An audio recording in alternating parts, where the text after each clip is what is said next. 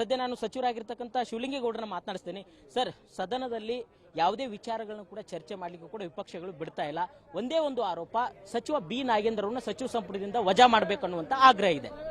ಈಗ ಸಚಿವ ಬಿ ನಾಗೇಂದ್ರ ಅವ್ರನ್ನ ಸಂಪುಟಕ್ಕೆ ತೆಗೆದುಕೊಂಡಿರ್ತಕ್ಕಂಥದ್ದು ಅವ್ರಿಗೆ ಒಂದು ಸಂಸ್ಥೆ ಕ್ಲೀನ್ ಚೀಟ್ ಈಗಾಗಲೇ ಕೊಟ್ಟಿದೆ. ಅವರು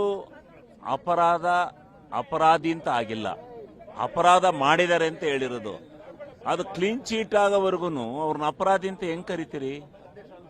ಅದರಿಂದ ಅವರು ಆ ವಾಲ್ಮೀಕಿ ಸಮಾಜದ ಒಬ್ಬ ನಾಯಕರಿದ್ದಾರೆ, ಮುಖಂಡರಿದ್ದಾರೆ. ಅದರಿಂದ ಆ ಜನಾಂಗಕ್ಕೆ ಆ ಸ್ಥಾನ ತಪ್ಪಿ ಹೋಗಿದೆ, ಅದನ್ನ ಕೊಡಬೇಕು ಅಂತ ಹೇಳಿ ಕೊಟ್ಟಿದ್ದಾರೆ. ಸಿದ್ದರಾಮಯ್ಯ ಸರ್ಕಾರದಲ್ಲಿ ಅವರು ಆರೋಪಿ ಅಂತಾನೆ ಅವ್ರನ್ನ ರಾಜೀನಾಮೆ ಪಡೆದುಕೊಂಡಿದ್ರು ಅನ್ನೋದಲ್ಲ. ಅದು ಆವಾಗ ಅಷ್ಟ್ರ ಮಟ್ಟಿಗೆ ಕಾಣ್ತು. ನಾವು ಎಲ್ಲ ಏನೋ ಆಗಿ ಹೋಗಿದೆ ಅಂತ ತಿಳ್ಕೊಂಡು ನೈತಿಕ ಹೊಣೆಗಾರಿಕೆಯನ್ನು ಹೊತ್ತು ರಾಜೀನಾಮೆ ಕೊಡಿಸ್ತು ಪಾರ್ಟಿ. ಆದ್ರೆ ಈಗ 2 ವರ್ಷಗಳ ಸುದೀರ್ಘವಾದಂತ ತನಿಖೆಯಿಂದ ದೃಢಪಟ್ಟಿರ್ತಕ್ಕಂಥದ್ದು ನಾಗೇಂದ್ರ ಅವರ ಹೆಸರು ಎಲ್ಲೂ ಪ್ರಸ್ತಾಪ ಆಗಿಲ್ಲ, ಅವ್ರದ್ದೊಂದು ಸೈನ್ ಇಲ್ಲ, ಅವರು ಅದಕ್ಕೆ ಕಾರಣಕರ್ತರಲ್ಲ ಅಂತಕ್ಕಂಥದ್ದು ಈಗಾಗಲೇ ಸಾಬೀತಾಗಿರೋದ್ರಿಂದ ಅವರಿಗೆ ಮತ್ತೆ ಪುನಃ ತಗೊಂಡಿದ್ದಾರೆ. ಇನ್ನೊಂದೆರಡು ಸೆಂಟ್ರಲ್ನ ವಿಧಾವಲ್ಲ, ಇಡಿ, ಸಿಬಿಐ, ಅವರು ಈ ವಿರೋಧಿ ಪಕ್ಷ ದಮನ ಮಾಡಕ್ಕೆ ಇಟ್ಕೊಂಡಿರ್ತಕ್ಕಂಥ ಸಂಸ್ಥೆಗಳವು. ಹಲವು ರೀತಿಯ ಇವಾಗ ಅವರನ್ನ ಇನ್ನೂ ಇಟ್ಕೊಂಡು ಕೊಟ್ಟು 2 ವರ್ಷ ಬೇಕಾ ಅಂತ ಸಣ್ಣ ಕೇಸ್ ತೀರ್ಮಾನ ಮಾಡಕ್ಕೆ ಹೇಳಿ. ಮರ್ಯಾದೆ ಇದ್ರೆ ಜಲ್ದಿಯ ಮಾಡಿ ಜಲ್ದಿಯ ತೀರ್ಪು ಕೊಡಕ್ಕೆ ಹೇಳಿ. ಒಬ್ಬನ ನಿರಪರಾಧಿನ ಅಪರಾಧಿ ಮಾಡಿ ಇದು ಮಾಡದ ಅಲ್ಲ, ಹೇಳಿ ನೀವು. ಬಿಜೆಪಿ ಮತ್ತು ಜೆಡಿಎಸ್ ನಾಯಕರ ಅಜೆಂಡಾ ಏನು? ಹಲವಾರು ಶಾಸಕರ ಒಂದು ಏನಿಲ್ಲ. ಈಗ ಬರ ಪರಿಹಾರಕ್ಕೆ ಹಣ ಕೊಡಬೇಕು, ಅವರೇ ಡಾಟ್ ಡಿಕ್ಲೇರ್ ಮಾಡಬೇಕು. ಈಗ ನಾವು ವರದಿ ಕೊಡಬೇಕು. ಈ ಸದನದಲ್ಲಿ ಚರ್ಚೆಯಾಗಿ ವರದಿ ಹೋಗ್ಬೇಕಾಯ್ತು. ಆ ವರದಿನ ರೈತ ವಿರೋಧಿ ನೀತಿನ ಬಿಜೆಪಿ ಮತ್ತು ಜೆಡಿಎಸ್ನವರು ಮಾಡ್ತಾ ಇದ್ದಾರೆ. ಈ ರಾಜ್ಯದ ಜನಕ್ಕೆ ಗೊತ್ತಾಗಬೇಕಿದು.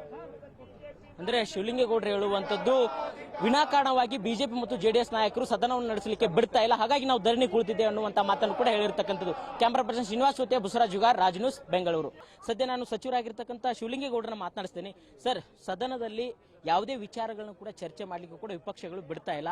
ಒಂದೇ ಒಂದು ಆರೋಪ, ಸಚಿವ ಬಿ ನಾಗೇಂದ್ರ ಅವರನ್ನ ಸಚಿವ ಸಂಪುಟದಿಂದ ವಜಾ ಮಾಡಬೇಕು ಅನ್ನುವಂತ ಆಗ್ರಹ ಇದೆ. ಈಗ ಸಚಿವ ಬಿ ನಾಗೇಂದ್ರ ಅವ್ರನ್ನ ಸಂಪುಟಕ್ಕೆ ತೆಗೆದುಕೊಂಡಿರ್ತಕ್ಕಂಥದ್ದು ಅವ್ರಿಗೆ ಒಂದು ಸಂಸ್ಥೆ ಕ್ಲೀನ್ ಚೀಟ್ ಈಗಾಗಲೇ ಕೊಟ್ಟಿದೆ. ಅವರು ಅಪರಾಧಿ ಅಂತ ಆಗಿಲ್ಲ, ಅಪರಾಧ ಮಾಡಿದ್ದಾರೆ ಅಂತ ಹೇಳಿರೋದು. ಅದು ಕ್ಲೀನ್ ಚೀಟ್ ಆಗೋವರೆಗೂ ಅವ್ರನ್ನ ಅಪರಾಧಿ ಅಂತ ಹೆಂಗ್ ಕರಿತೀರಿ?